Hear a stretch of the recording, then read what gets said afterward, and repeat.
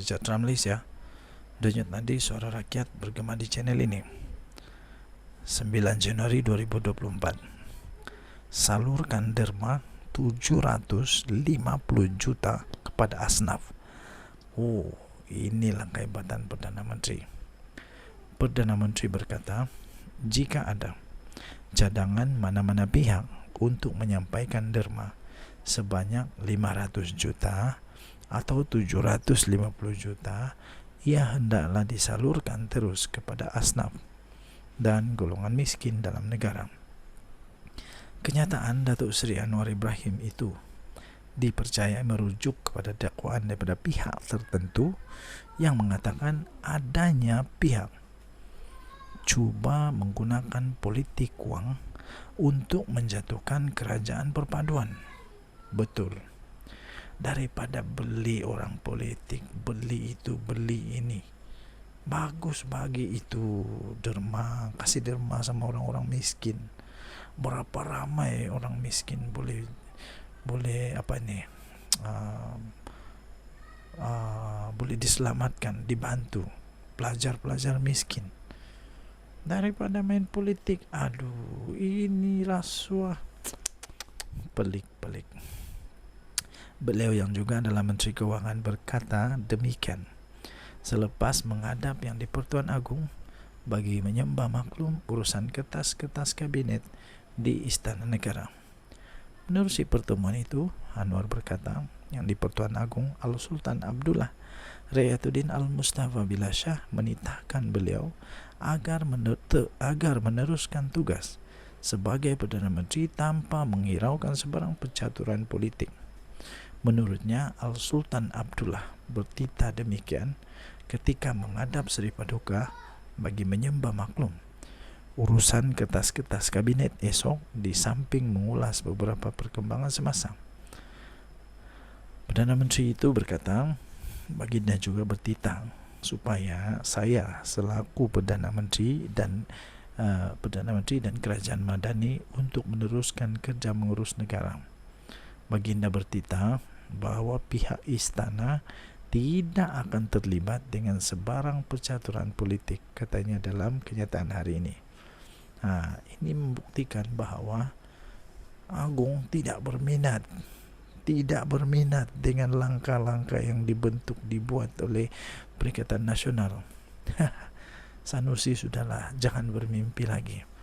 Tirai tahun 2023 lalu dilabuhkan dengan percaturan politik yang juga dinamakan sebagai langkah Dubai. Cubaan untuk menjatuhkan kerajaan perpaduan yang digelar rancangan tebuk atap itu dikatakan digerakkan di bandar terbesar Emirat Arab Bersatu, yaitu Dubai. Kononnya langkah Dubai itu sepatutnya dicapai pada 1 Januari lalu, tetapi dikatakan gagal apabila ditolak oleh tokoh tertentu. Padan muka. Ini baru best. Ini membuktikan bahawa pihak Istana Negara, Seri Paduka Baginda Yang di-Pertuan Agong tidak merestui baginda menolak dan baginda mentah-mentah tidak melayan sebarang usaha untuk tebuk atap lagi. Minta maaf. Dan selepas ini Agong yang seterusnya pasti lebih membuatkan pembangkang lebih terjepit, lebih takut, lebih risau, lebih bimbang. Terutamanya bagi mereka yang sama ada dari pembangkang kah, dari kerajaan kah, dari mana-mana lah, yang pernah teringat ada temakan rasuah dan sebagainya, memang masalah besar bagi kamu. Padan muka. Kita jumpa lagi. Bye-bye. Salam sejahtera Malaysia. Ada satu kenyataan yang cukup menarik perhatian saya daripada Harapan Diri 9 Januari. Jangan keluar kenyataan bercanggah dengan ajaran Islam. Dengar baik-baik, walaun, penunggang agama, semua orang yang suka sangat menunggang agama untuk kepentingan diri sendiri, dengar dengan baik. Jangan keluar kenyataan bercanggah dengan ajaran Islam. Menteri di Jabatan Perdana Menteri Hal Ehwal Agama menegaskan cadangan supaya dibenarkan beroperasi rumah pelacuran untuk warga asing adalah bertentangan dengan peruntukan Undang-Undang Sivil dan Syariah. Jangan main-main, ini bertentangan.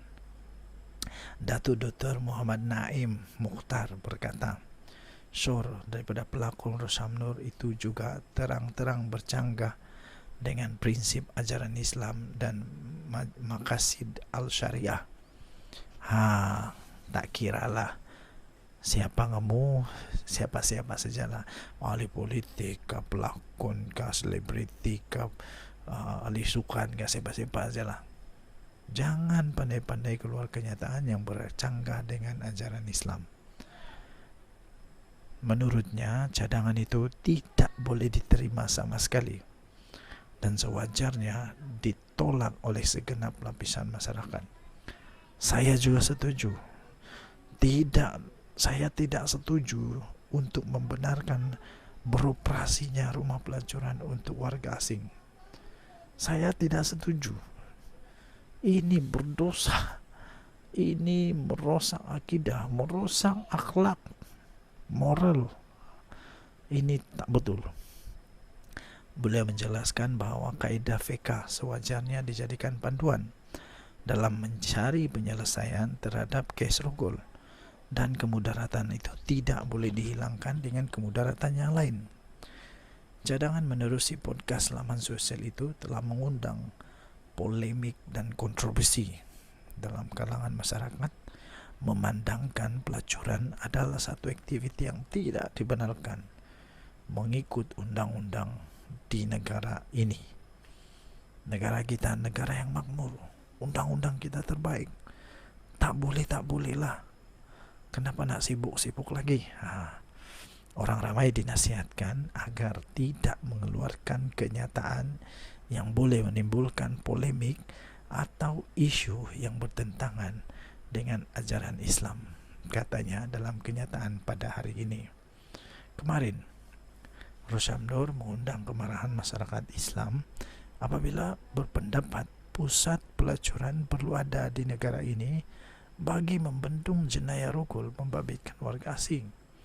Menerusi podcast Hitam Putih, kehidupan yang dimuat naik ke TikTok Suhan Channel, pelakon berusia 56 tahun itu menyifatkan ia perlu ada untuk kemudahan warga asing lelaki yang kebanyakan meninggalkan istri masing-masing di negara mereka.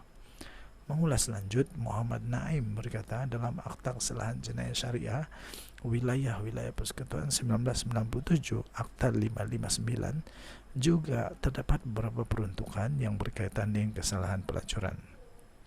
Antaranya seperti subsection 21 pelacuran, section 22 muncikari seseorang yang bertindak sebagai orang tengah antara orang perempuan dan seorang lelaki bagi apa-apa maksud yang menyalahi hukum syarak, dan section 23 persetubuhan luar nikah. Di bawah Akta Kesalahan Jenayah Syariah Wilayah Persekutuan 1997 juga ada memperuntukkan kesalahan kepada mana-mana orang yang menganjurkan, mendorong atau menggalakkan orang lain untuk melakukan apa-apa maksiat sebagaimana diperuntukkan di bawah section 35 Akta 559, katanya. Tambahnya lagi, pelacuran adalah jenayah berat di sisi undang-undang Islam yang termasuk dalam kategori hudud.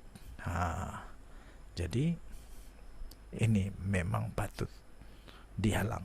Saya tidak setuju juga. Saya pun tidak pasti, saya pun tidak paham kenapa tiba-tiba selebriti yang sangat dihormati ini, Rosham Nur ini, terang-terangan dengan bercanggahnya dengan ajaran yang Islam selalu ajarkan, tiba-tiba membuat kenyataan yang mengejutkan itu. Kita jumpa lagi.